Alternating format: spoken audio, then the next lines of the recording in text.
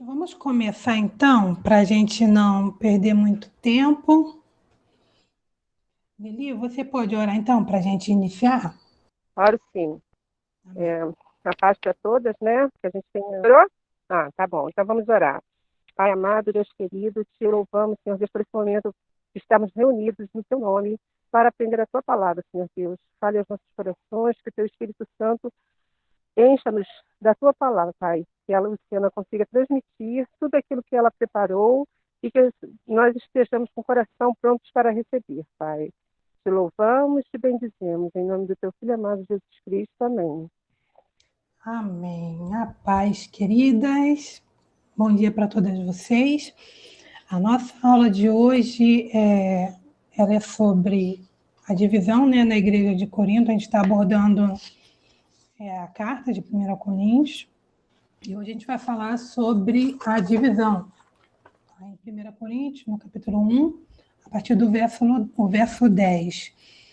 Eu vou colocar um vídeo aqui, eu espero que os irmãos consigam assistir direitinho, que aborda assim, essa questão da divisão, as consequências da divisão, né? E eu vou colocar, as irmãs me informem se estão assistindo, se estão conseguindo ouvir direitinho, tá bom?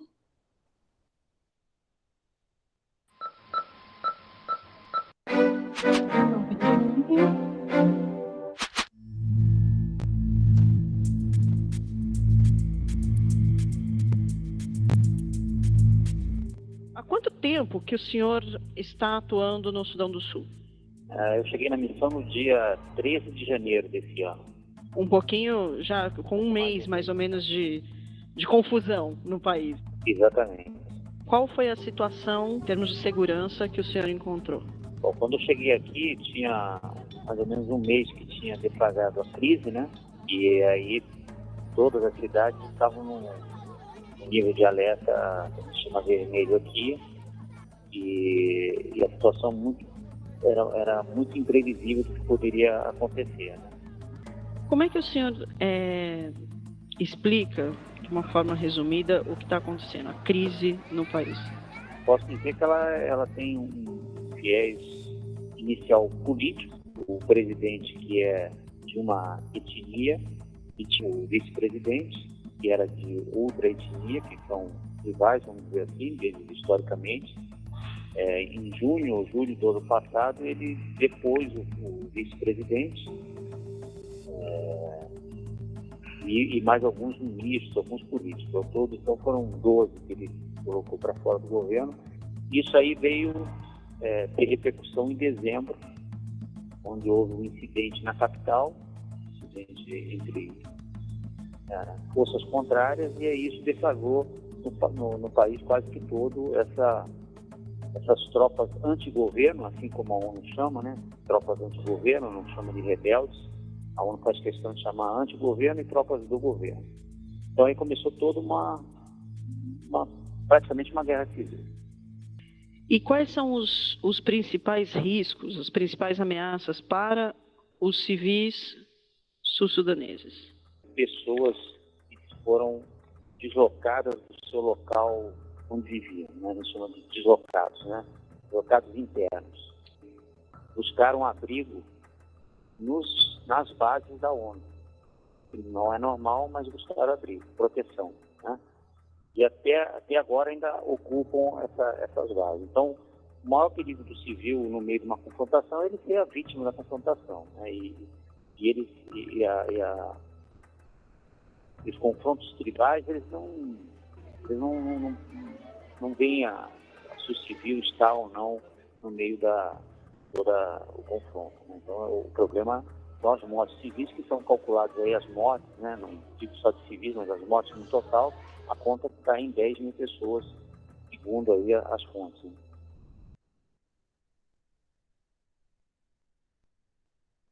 Conseguiram ouvir direitinho? Assim, esse vídeo ele fala sobre a consequência da divisão, da guerra. Resumindo, o Sudão, ele passou anos guerreando, a população guerreando entre si, porque queriam a divisão da área norte e da área sul. resumindo, eles conseguiram essa divisão, conseguiram, o Sudão, a parte sul do país conseguiu a sua independência, porém, mesmo após isso, iniciaram outra guerra agora interna. O presidente entrou em guerra com o vice, e da guerra entre eles, o país todo acabou sendo prejudicado. Então, a gente vê assim, uma forma assim, resumida, porque a gente não tem muito tempo, de mostrar as consequências da divisão, entendeu? A divisão, ela causa guerra, e a guerra causa morte. E isso também acontece no meio da igreja. A divisão na igreja, ela causa a morte espiritual. E a gente vai falar sobre isso agora na lição. Aí eu vou tentar colocar aqui para apresentar o slide, só um pouquinho. A lição 13, o tema dela é Ninguém é de Ninguém. E a gente lê aí o versículo.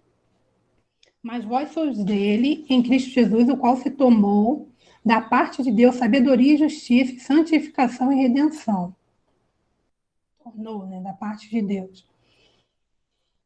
A gente vê aqui, que em Marcos, no capítulo 3, versículo 24, diz: se um reino estiver dividido contra si mesmo, ele não poderá subsistir. Então, a gente entende que a divisão, ela causa aí a separação e causa a destruição. A igreja de Corinto. Vamos falar agora um pouco sobre a igreja de Corinto, como ela foi fundada. Paulo, ele fundou a igreja de Corinto no final da segunda viagem dele, a segunda viagem missionária, né? Alguns estudiosos afirmam que a estadia de Paulo ali durou cerca de 3 anos. A Bíblia, ela diz que ele ficou 1 ano e 6 meses e mais um tempo. Então, alguns estudiosos, eles entendem que esse um tempo, né, acabou culminando em 3 anos de estadia ali em Corinto. Infelizmente, por motivos que desconhecemos, essa igreja começou a desviar-se dos padrões de conduta e da doutrina que o apóstolo havia estabelecido por ocasião de sua fundação. A igreja começou a se desviar dos preceitos, né, cristãos. Então, Paulo foi avisado a respeito disso, né? Tempo depois de ter deixado a cidade, Paulo escreve o que, segundo alguns estudiosos, seria a primeira carta aos Coríntios. Aí é uma coisa interessante, porque alguns estudiosos defendem que a carta que nós conhecemos como 1 Coríntios, na verdade, é uma segunda carta de Paulo para Corinto. No caso, a primeira carta, ele cita lá no versículo 9 do capítulo 5, vou até pedir para uma irmã ler. Sim, se você pode ler para mim, 1 Coríntios, no capítulo 5, versículo 9. Só um minuto. 5:9. Já lhes disse por carta que vocês não devem associar-se com pessoas imorais. Ok. Nesse contexto aqui, Paulo escreve, né, a carta, 1 Coríntios, informando nessa carta que ele já havia escrito a igreja, dizendo que eles não deveriam se misturar com os imorais, sendo que os coríntios entenderam que Paulo estava se referindo aos imorais, aos ímpios, aos mundanos. Entretanto, Paulo estava se referindo aos imorais que estavam dentro da igreja, tá? Os cristãos que praticavam atos imorais dentro da igreja.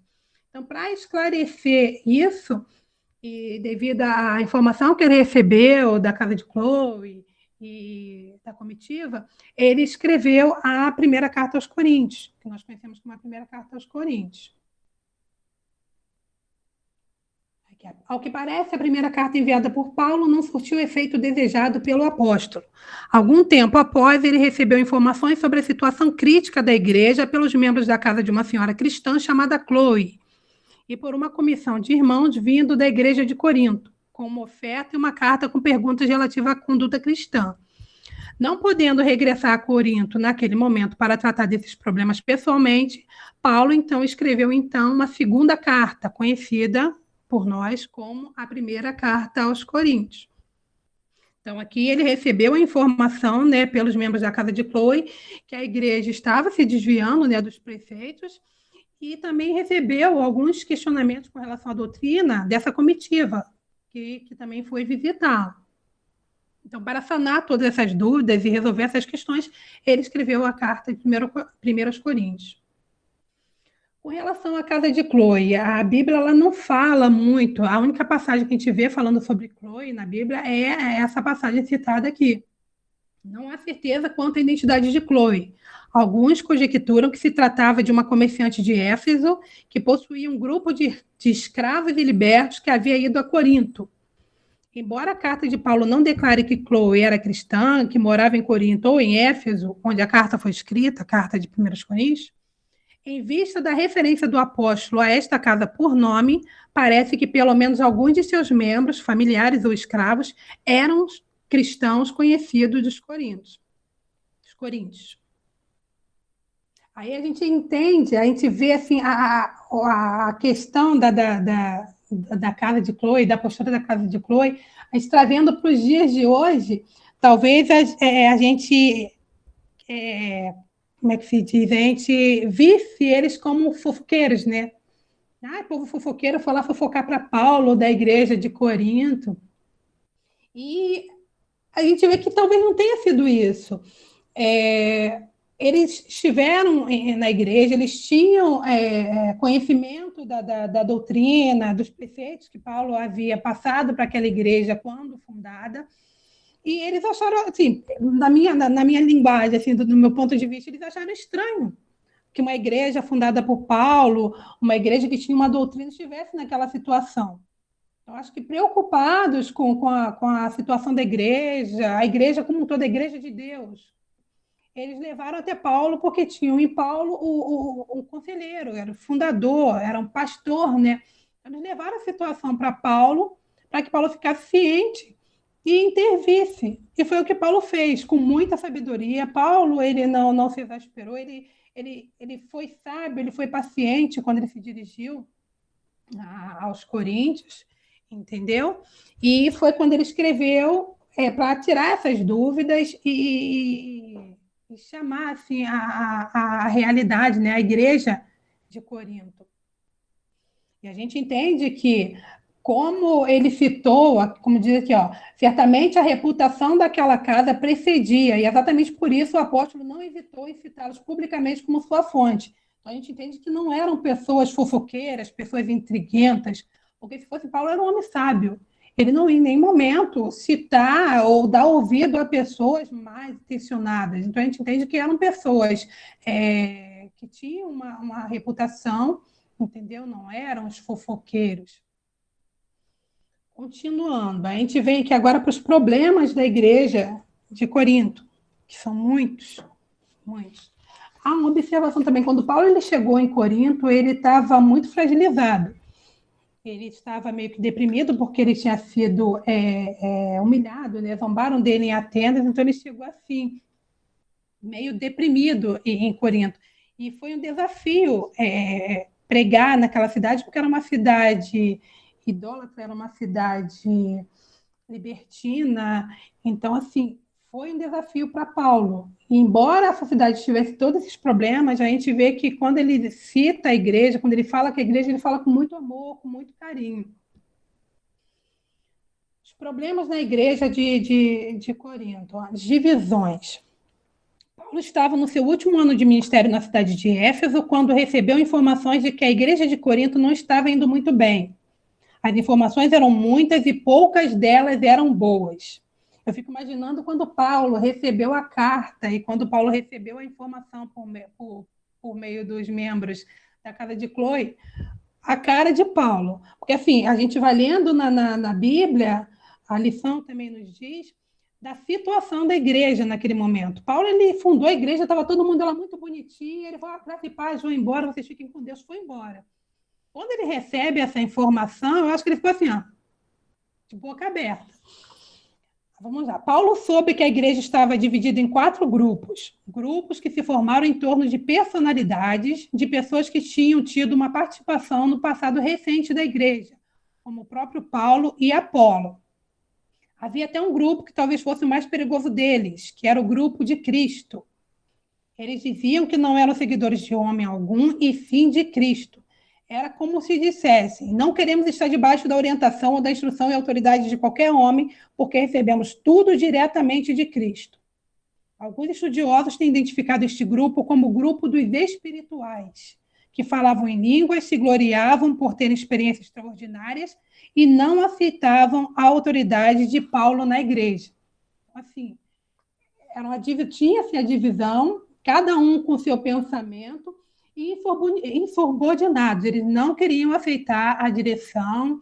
E a gente vê muito isso nos dias de hoje. A gente lê a Bíblia, e às vezes a gente pensa assim, a Bíblia, poxa, é uma coisa passada, aconteceu milhares de anos atrás. Não. A gente vê que as situações que ocorreram na cidade de Corinto, com os cristãos em Corinto, a situação que aconteceu com Paulo, não só em Corinto, mas em diversas outras igrejas, em diversos outros locais por onde ele passou, acontece muito nos dias de hoje. Tá? Aí vamos para os problemas doutrinários, porque os problemas de divisão eram só o início. Além das divisões, a igreja tinha problemas de ordem doutrinária, problemas com um grupo que não aceitava a ressurreição dos mortos, problemas com respeito à doutrina da liberdade cristã. Eles diziam: será que posso comer carne sacrificada aos ídolos? Os fortes diziam que sim e subestimavam os fracos. Havia problemas com respeito às questões do casamento. O que é mais espiritual? Casar ou ficar solteiro? Inclusive, essas questões todas foram levadas a Paulo por aquela comitiva, na carta da igreja enviada através da comitiva. A igreja estava dividida por uma série de problemas que acabavam refletindo no culto. Os espirituais falavam línguas sem interpretação para a igreja e, desta forma, não edificavam. Os profetas falavam, mas não havia ordem de quem deveria falar primeiro. As mulheres entusiasmadas estavam questionando a doutrina da diferença entre homem e mulher dentro da ordem da criação de Deus. Na hora da Santa Ceia, havia pessoas que até se embriagavam e participavam do sacramento sem ter o espírito apropriado. Aí os irmãos veem quantas questões, quantos problemas naquela igreja. Eram muitos, muitos mesmo. Então, assim, Paulo ele teve que ter muita sabedoria na hora de escrever a carta, porque a gente pensa assim, como não, hoje, se a gente receber, eu digo assim, quando recebo alguma informação da escola do Vinícius, porque eu vejo o Paulo assim como um pai, né? Ele era o pai daqueles cristãos, então eu vejo assim, quando o Vinícius chega em casa, quando alguém mais menor, quando ele era menorzinho, que chegava bilhetinho na agenda, Vinícius bateu no coleguinha, Vinícius fez isso, Nossa, na hora eu falei, meu Deus, eu não acredito que o Vinícius fez isso. Ou quando eu era chamada na escola, olha, fez isso. A vergonha, eu falei, não acredito nisso. Quando chegar em casa, você vai ver, Vinícius. E Paulo, ele respirou, entendeu? Escreveu, rogo-vos em nome de Cristo, meus amados, elogiou a igreja. Então, assim, muita sabedoria mesmo. Vamos agora para os problemas morais, né? Além das divisões e dos problemas doutrinários, havia também os problemas morais. Havia um irmão que estava processando outro num tribunal secular, expondo o evangelho à vergonha diante dos ímpios. Havia um grupo que estava voltado à prática da prostituição religiosa. O que era prostituição religiosa? A cidade de Corinto, ela cultuava a deusa, inclusive a deusa Afrodite, que era a deusa do amor e da luxúria, da pouca vergonha. Né? E eles cultuavam, mesmo estando, após se converterem, eles continuavam idolatrando esses ídolos, cultuando esses deuses. Então, tinha essa prostituição religiosa, além da prostituição em si mesmo, né? Porque a cidade era uma cidade libertina. Isso era praticado nos templos onde se cultuava a deusa Afrodite. Havia um homem, membro da igreja, vivendo com sua madrasta, provavelmente com seu pai ainda vivo. E o mais grave, com o total conhecimento da igreja. Daí a indignação de Paulo. Aí, Paulo, afinal, Deus não está no nosso meio? Vejam o que está acontecendo nos cultos. E este homem que continua a viver com sua madrasta às vistas de toda a igreja? Eu fico imaginando a indignação de Paulo. Porque assim, vocês conhecem, vocês foram esclarecidos quanto ao evangelho, vocês conhecem a verdade, vocês conhecem a doutrina. Então, como é que vocês estão fazendo isso tudo? E como é que a igreja, como um todo, está permitindo que isso aconteça? Porque não era um ou dois, todos estavam cientes daquilo e é como se não tivesse acontecendo. Não, é normal isso.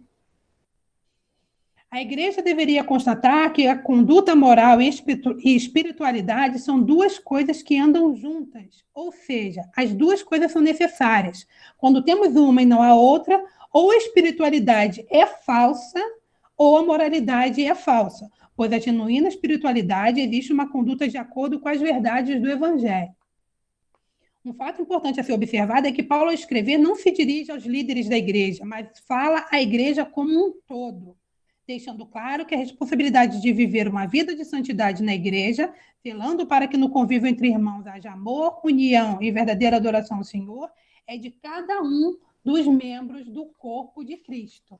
Então, assim, Paulo não se dirigiu ao líder, ao pastor da igreja, não, ele se dirigiu aos membros. Então, assim, é nossa responsabilidade manter a ordem, zelar pela igreja como um todo. Mas o pastor que deveria, não, é nossa responsabilidade. Nós devemos seguir o Evangelho, nós devemos zelar pela igreja de Deus aqui na Terra. Essa é a nossa responsabilidade. A gente não pode ficar atribuindo a responsabilidade a A, B ou C. Cada um de nós temos o nosso papel dentro da igreja. Agora, sobre os partidos. A igreja de Corinto e os partidos, 4 partidos que se formaram dentro da igreja, né? Eu sou de Paulo, eu sou de Apolo, eu sou de Pedro, eu sou de Cristo. O partido de Paulo ele era formado pelos gentios, participantes da fundação da igreja. Eles se viam como especiais, né? Como uma categoria especial de crentes. Eles rejeitavam o legalismo judaico, porém, ao pregar a liberdade cristã, praticavam a libertinagem. É interessante dizer que Paulo ele não se sentiu lisonjeado por isso. Tá? E olha só, gente, muito obrigada, tá? Eu adoro que vocês têm uma preferência por mim, eu fico muito grato, mas vamos dar atenção também para... Não, Paulo, ele não, em nenhum momento ele aprovou esse comportamento desse grupo. E longe de se sentir lisonjeado com o fato de que havia as pessoas dizendo eu sou de Paulo, o apóstolo rejeita a homenagem duvidosa usando vários argumentos e fatos que o isentavam de tal responsabilidade. E a gente vê isso lá em 1 Coríntios, no capítulo 1, versículo 13 ao 17. Ele diz assim: acaso Cristo está dividido? Foi Paulo crucificado em favor de vocês? Foram vocês batizados em nome de Paulo? Dou graças a Deus por não ter batizado nenhum de vocês, exceto Crispo e Gaio. De modo que ninguém pode dizer que foi batizado em meu nome. Batizei também os da casa de Estéfanas, além deste, não me lembro de se batizei alguém mais. Pois Cristo não me enviou para batizar, mas para pregar o evangelho, não com palavras de sabedoria humana, para que a cruz de Cristo não seja esvaziada. Cristo, sabedoria e poder de Deus. Então, assim, a honra e a glória era de Deus, e Paulo reconhecia isso. E ele deixou bem claro para aquele povo, para aquele grupo que se dizia de Paulo. Temos também o partido que era de Apolo, que era formado, né, pelos intelectuais. Apolo ele era um servo de Deus, eloquente e poderoso nas Escrituras. Ele ministrou na cidade de Corinto depois da partida de Paulo para a Síria. O grupo de Apolo era formado pelos crentes elitistas, intelectuais, filósofos e sábios de Corinto. Embora o partido se formasse em torno do seu nome, Apolo também não apoiava qualquer facção na igreja. O interessante também é que quando Paulo insiste para que Apolo vá a Corinto, ele não se apressa em atender aquela igreja, talvez com receio que sua presença estimulasse ainda mais as divisões. A gente encontra isso lá em 1 Coríntios, no capítulo 16, no versículo 12. Temos o partido de Pedro, né, que é o partido de Cefas. Cefas era o nome de Pedro no aramaico.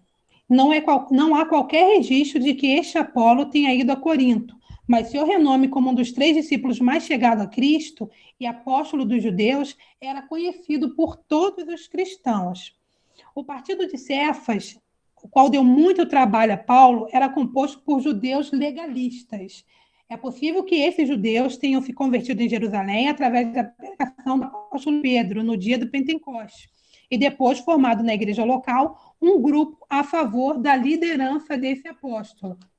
Então, assim, eram judeus legalistas e eles não aceitavam, como cristãos, eles acreditavam que embora sendo cristãos, eles não deveriam abandonar a lei judaica, eles deveriam continuar seguindo com a lei. Então, eles não conseguiam entender que a graça havia absolvido, a morte de Cristo havia absolvido o homem da lei, do fardo da lei.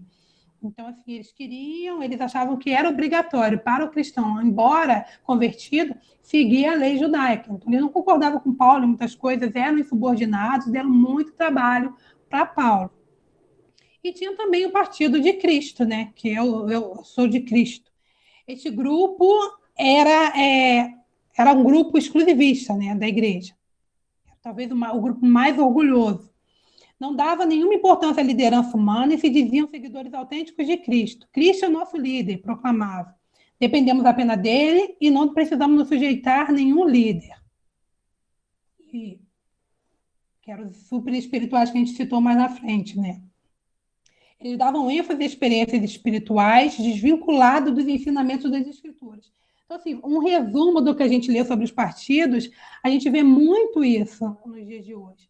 Pessoas que querem adequar o evangelho, a palavra de Deus, no seu próprio contexto, pessoas que usam a sua espiritualidade para convencer, totalmente fora dos ensinamentos da palavra de Deus. E o pior é que formam-se grupos. As pessoas acabam seguindo realmente essas pessoas que usam desses artifícios, essas pessoas com esse tipo de pensamento.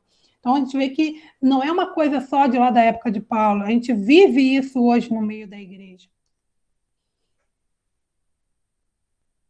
Aí vem a reprovação, né, a existência de partidos, onde Paulo ele fala sobre isso. Depois de indicar a presença dos partidos na igreja coríntia, Paulo censura o espírito partidarista e demonstra a nulidade da existência das divisões. É onde ele fala da integralidade de Cristo. Acaso que Cristo está dividido? Se perguntar se vocês acham que existe pedaço de Cristo distribuído entre vocês, Cristo não pode ser partido. Ou temos por inteiro, ou não.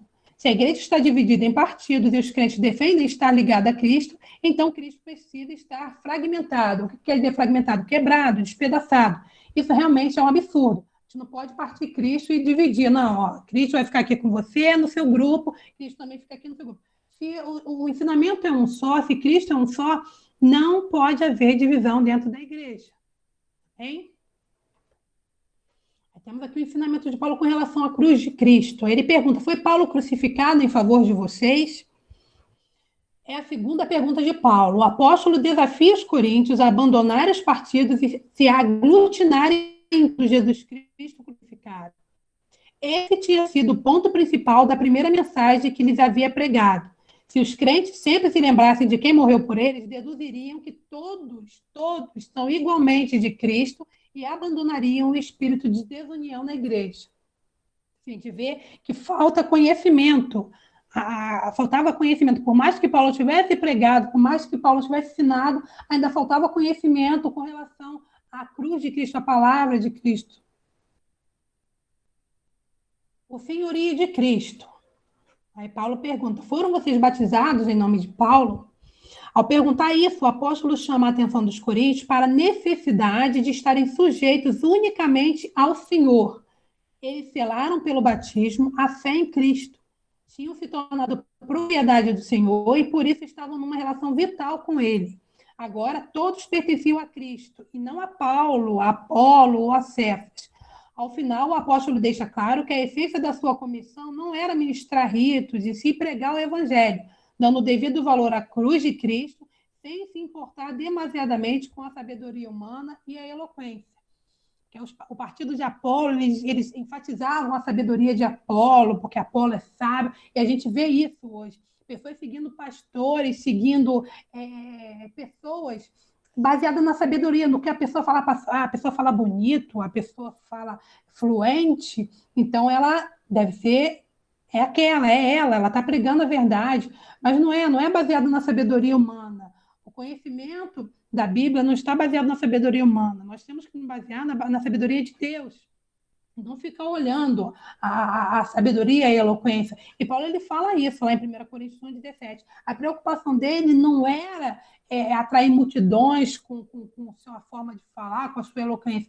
A preocupação dele era pregar o evangelho, era a salvação de vidas. Essa era a preocupação de Paulo, quando ele fazia suas viagens, quando ele pregava o evangelho. Era fazer reconhecido Cristo. Ele queria que todos reconhecessem Cristo como o Salvador. Não o Paulo, o eloquente, o Paulo, o sábio. A gente vai para as causas das divisões, né? Primeiro, desconhecimento do poder da palavra da cruz. A gente está lá em 1 Coríntios 18, 22 e 25. Está corrido. Depois as irmãs deem uma lida na revista, tem falando sobre esses versículos. Se pela própria sabedoria o homem não pôde conhecer a Deus, ele preferiu salvá-los pela loucura da pregação. Somente quando o homem busca a salvação no Jesus crucificado, experimenta o efeito do poder e da sabedoria de Deus. Pois enquanto para muitos a palavra da cruz significa escândalo, vergonha e até mesmo loucura, para os que possuem a sabedoria divina, ela significa liberdade, vida, misericórdia e amor. A gente lê lá na revista que os judeus eles achavam absurdo. Eles não aceitavam Jesus como o Messias, como o Filho de Deus, porque como pode o Filho de Deus ter sido crucificado? Era uma vergonha ter a morte de cruz. Então, assim, eles não aceitavam. Para eles, a morte na cruz era uma vergonha. E não é. A morte de Jesus na cruz, ela denota amor. É o amor de Deus, o amor de Jesus, a compaixão, a misericórdia. E os gentios, os gregos, eles não conseguiam mensurar o sacrifício, eles achavam loucura a pregação sobre o sacrifício, sobre a morte, eles não conseguiam mensurar. Então, assim, na cabeça deles, o conhecimento deles, a sabedoria deles, não conseguiam alcançar. Então, Paulo fala sobre isso, que embora pareça loucura para muitos, ou vergonha, para quem tem a sabedoria de Deus, não é escândalo nem é vergonha, pelo contrário, quem tem a sabedoria entende que o sacrifício, o poder da cruz, denota liberdade, vida, misericórdia e amor. Outra causa, né, das divisões na igreja é a falta de compreensão acerca do método de Deus para salvar os homens. Está lá em 1 Coríntios 1, 26 ao 31. Não, tempo para a gente ler.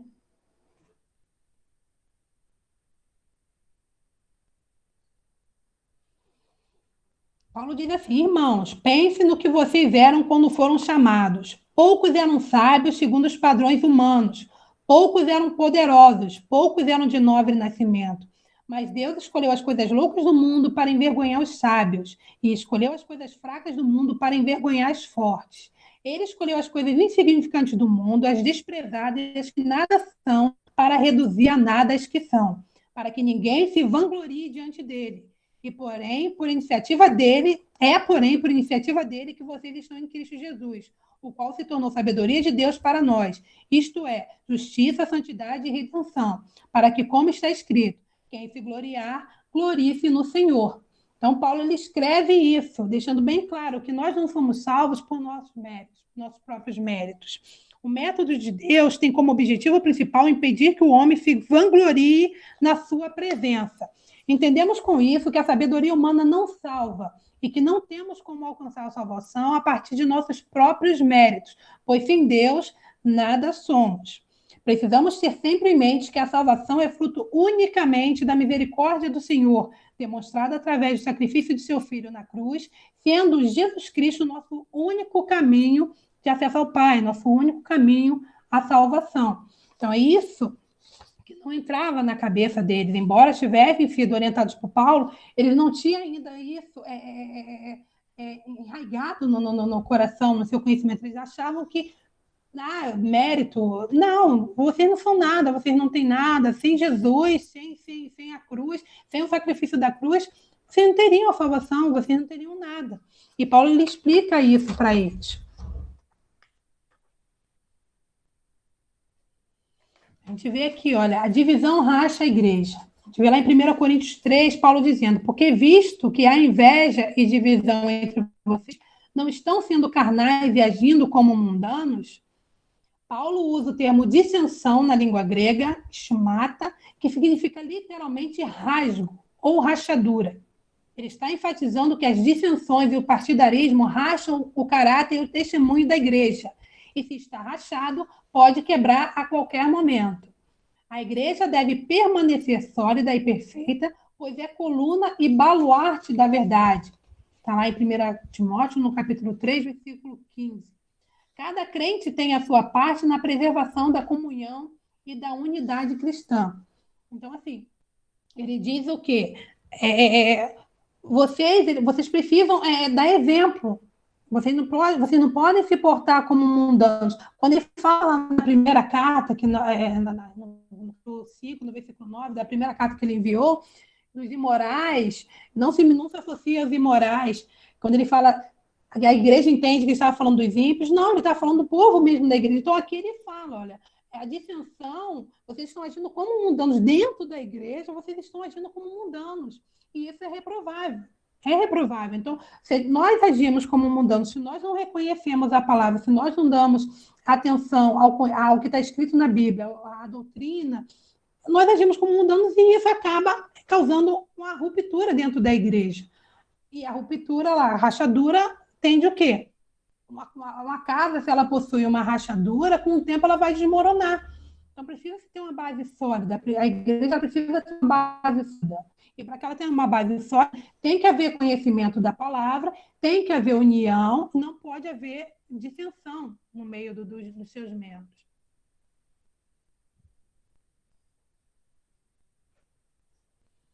E lá a gente vê que, como no consideração final em Efésios, no capítulo 4, no versículo 3 ao 6, Paulo dizendo: façam todo o esforço para conservar a unidade do Espírito pelo vínculo da paz.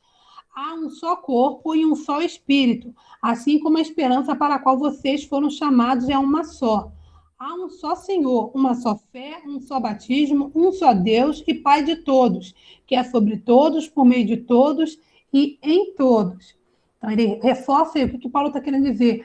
A unidade, é necessário estarmos unidos, sempre, sempre. Ah, mas o irmão fulano, ele pensa dessa forma, o irmão ciclano, ele pensa dessa forma. Somos seres individuais, cada um vai ter o seu pensamento. Só que nós devemos respeitar, né, a individualidade de cada um, dentro aqui da palavra, né, de Deus, e se há, porventura, como Paulo diz, se há a prática que não corresponde à Escritura, aos ensinamentos da palavra de Deus, há de quê? Há de se conversar, de se chegar a um acordo, como Paulo fez quando ele escreveu a primeira carta, orientação. Há de se orientar, não é apontar o dedo, não é discriminar, não é separar, porque hoje em dia a gente vê que acontece muito isso. Ah, o fulano está em pecado, o fulano pecou, então separa. Não. Paulo, quando ele escreve aos Coríntios, ele escreve de maneira amável. Ele fala com eles, explica, eles, olha só, meus queridos, é assim, foi pregado assim, vocês estão agindo dessa forma. Não pode, não pode. Então, assim, o que nós venhamos a entender que a responsabilidade da união da igreja, da responsabilidade do convívio pacífico dentro da igreja, é de cada um dos membros da igreja, a igreja como um todo. Devemos estar atentos à palavra, ao conhecimento da Bíblia, porque a verdade, como diz, a verdade liberta, a verdade salva. E quando conhecemos, acho até interessante que o pastor Adelson, ele fala muito isso, leiam muito a Bíblia, leiam a Bíblia, leiam a Bíblia. E a gente tem que ler a Bíblia não por obrigação, mas para que a gente tenha o entendimento, para que a gente entenda realmente qual é a vontade de Deus e se nós estamos no centro da vontade de Deus. Lendo a Bíblia, estando no centro da vontade de Deus, não tem como haver divisão, não tem como haver dissensão. E quando há alguma situação que possa acabar se tornando um motivo de divisão, conhecedores da palavra, os que têm a sabedoria do Senhor, vão saber administrar essa situação. Então, por isso que é importante que estejamos sempre lendo, meditando e dentro da vontade de Deus, de acordo com a sua palavra. Alguém quer dizer alguma coisa?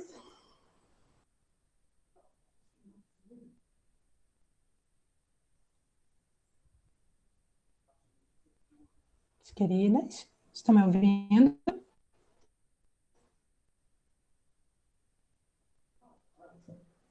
Luciana. Oh, Tá me ouvindo bem? oh, Tô tô rouca.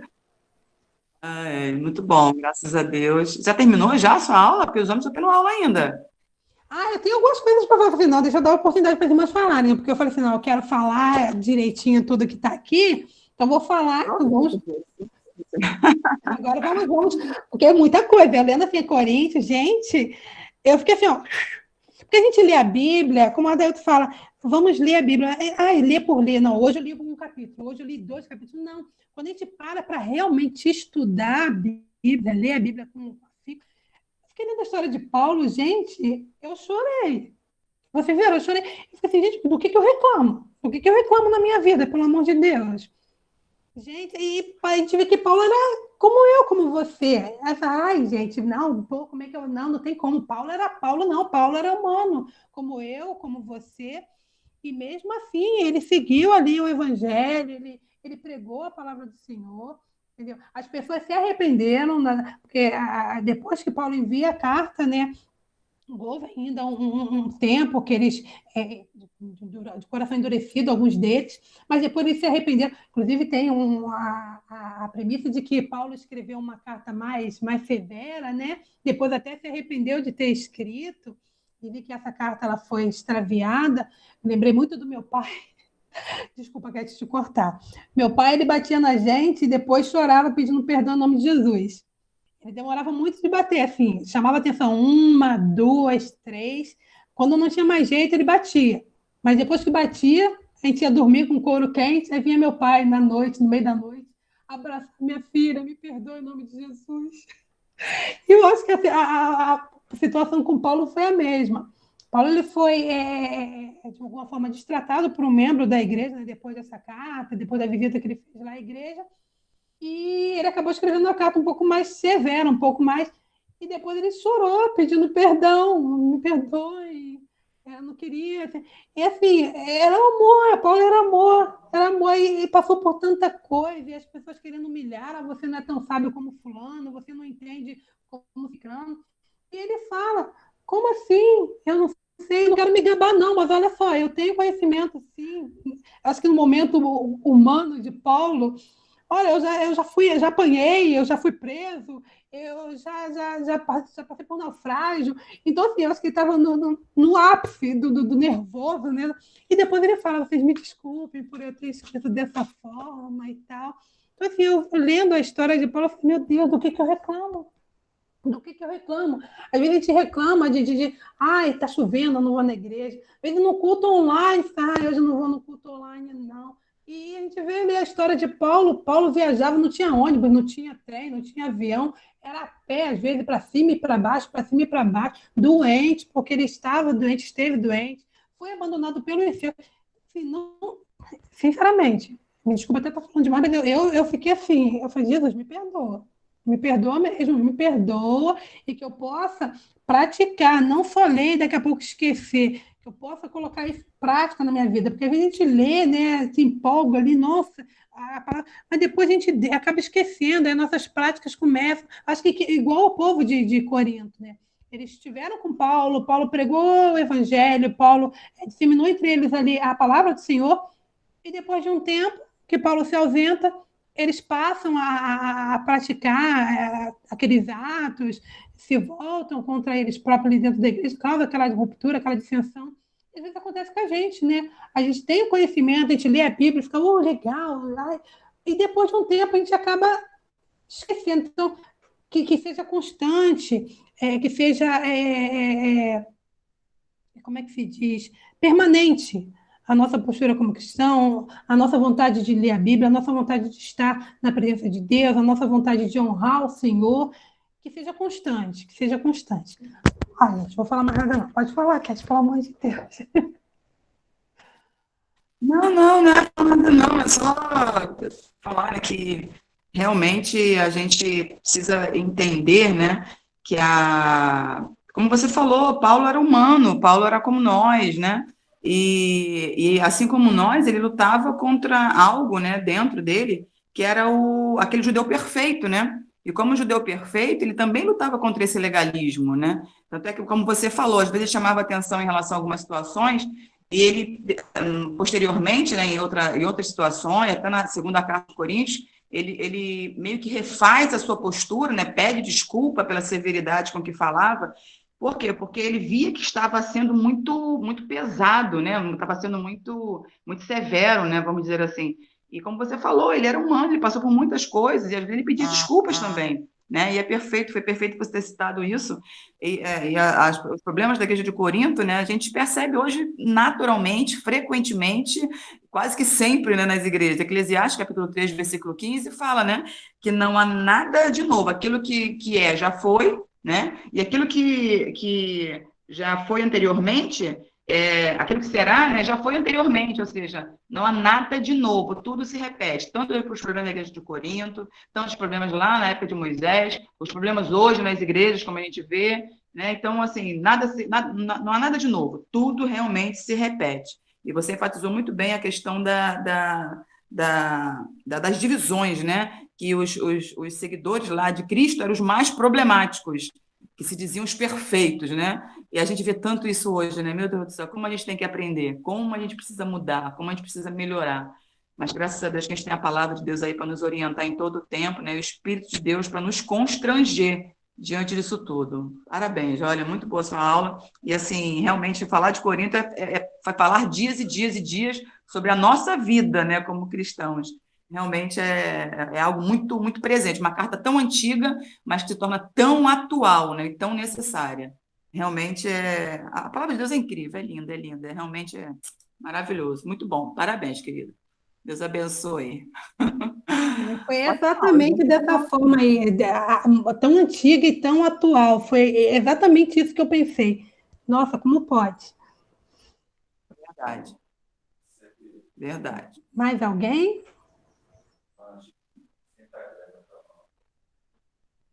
Pode falar, gente, pode falar, pode falar.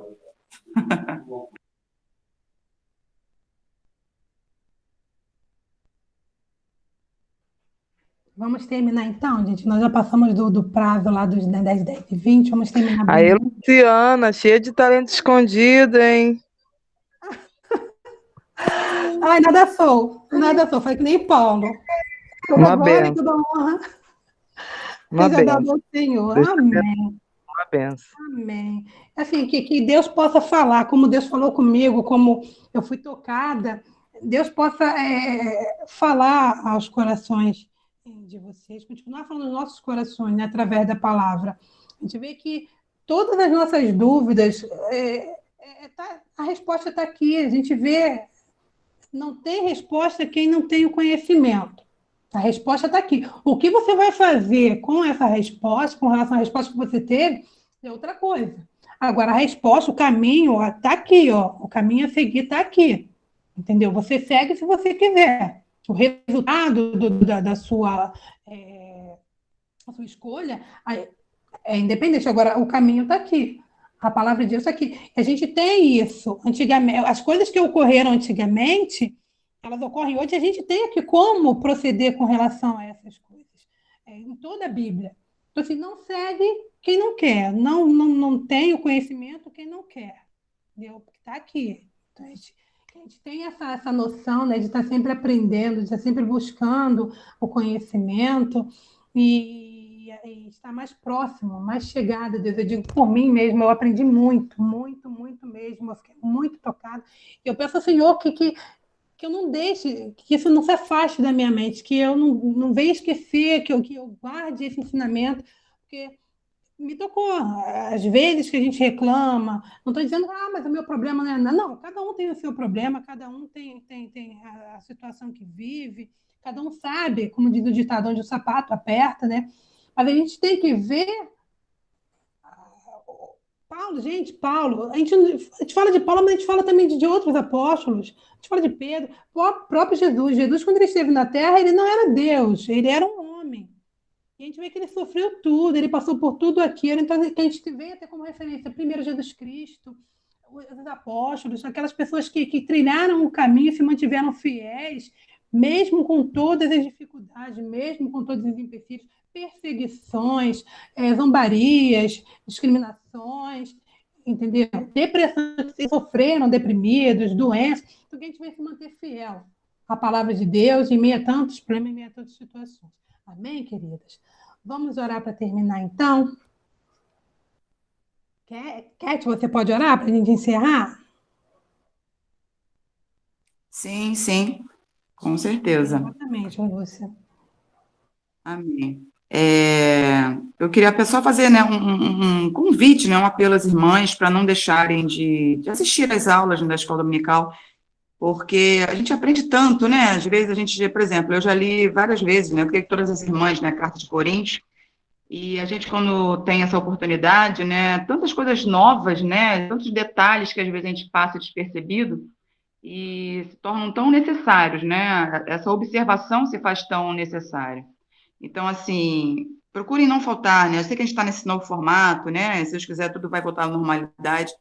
Porque, gente, eu vou ser sincera a vocês, como eu tenho aprendido nessas aulas de escola dominical, não vou dizer se mais ou menos do que presencialmente, mas eu acho que da forma como nós temos tido essa oportunidade, e da forma como as irmãs têm se aplicado, né, sempre se aplicaram, mas eu acho que por ser dessa forma, não sei se você tem essa impressão, Luciana, parece que eu estou sentindo os professores um pouco mais, não fossem aplicados anteriormente, mas com medo de dar uma coisa errada, por conta do sinal da internet e tal, eu estou vendo uma aplicação muito grande dos professores, de uma forma geral. Então, eu peço às irmãs, procurem sempre estar na escola dominical, tem sido uma bênção mesmo. Eu louvo a Deus por essa oportunidade que o Senhor tem nos dado, pela qualidade das aulas que a gente tem tido, não somente sua, Luciano, mas de todos os professores, tá? Que Deus abençoe, que Deus continue nos orientando, tá bom? Vamos assistir às aulas, vamos aproveitar. Se você não conseguir, por algum motivo, assistir, depois entra no YouTube que fica gravado. Teve uma aula ou outra que eu não pude assistir, muito pouco, acho que foram apenas 2, né, que eu tive problema na internet, mas depois eu fui assistir no YouTube. Nossa, tem sido uma bênção. Graças a Deus, tem sido uma bênção, tá? Então, vamos orar, que eu já falei demais. Vamos orar agradecendo ao Senhor.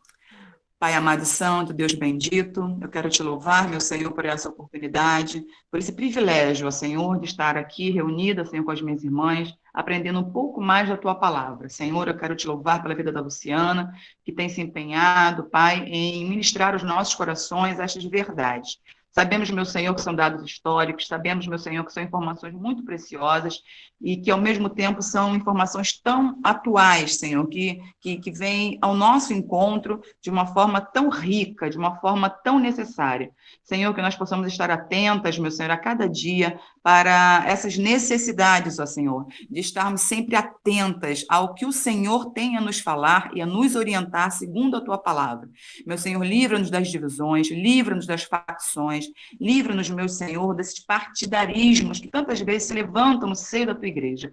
Pai, eu te louvo pela dedicação das minhas irmãs, pela presença das minhas irmãs. Meu Senhor, eu te louvo pela nossa igreja, te louvo pelas nossas famílias e por todo o bem que o Senhor tem proposto, Senhor, dentro dos nossos lares. Obrigada, Senhor, por tanto cuidado para conosco. Abençoa, Senhor, a vida de cada uma das minhas irmãs, aquelas, meu Senhor, que estão enfermas, aquelas que não têm se sentido bem, meu Senhor, por alguma razão, aquelas que estão um pouco desanimadas, aquelas, Senhor, que têm passado por momentos tão difíceis, meu Pai, e nessa oportunidade quero te entregar, meu Pai, a família do pastor José Antônio, da pastora Cristina, que passaram por uma perda, Senhor, nessa semana. Pai querido, continua consolando seus corações, continua, Senhor, amparando essa família que tem passado por momentos tão difíceis, meu Senhor, nesses últimos meses.